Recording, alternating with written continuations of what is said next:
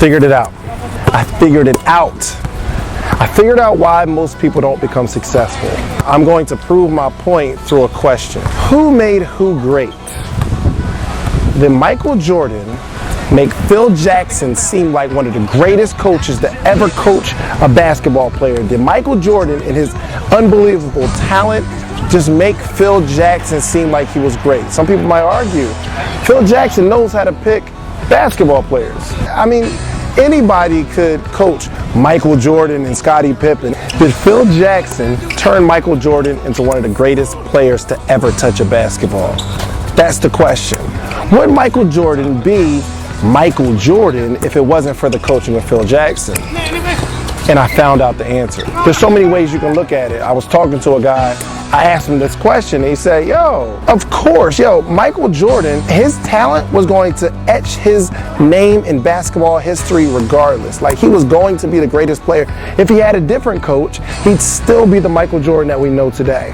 My question for him was, how many rings did Michael have before Phil came? The answer is none.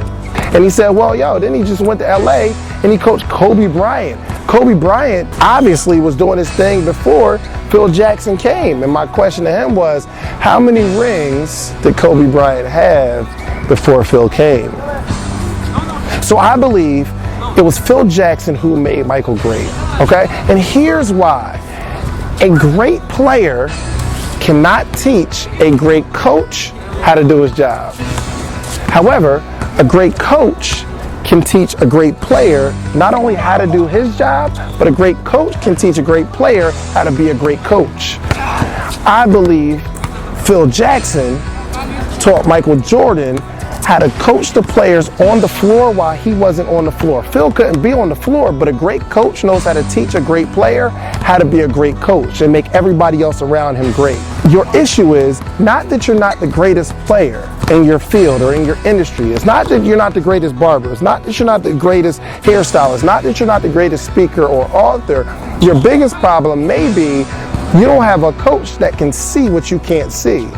A great coach can see the defense that's coming at a great player, right? So you're a great player, no doubt, but you need somebody to look at your game, right? I had this one coach where I was making some shots, but he helped me improve my shot percentage because he showed me some flaws in the way my rise and my release. He showed me some flaws in that, and I wouldn't have been able to see that. You can't see your game while you're in it.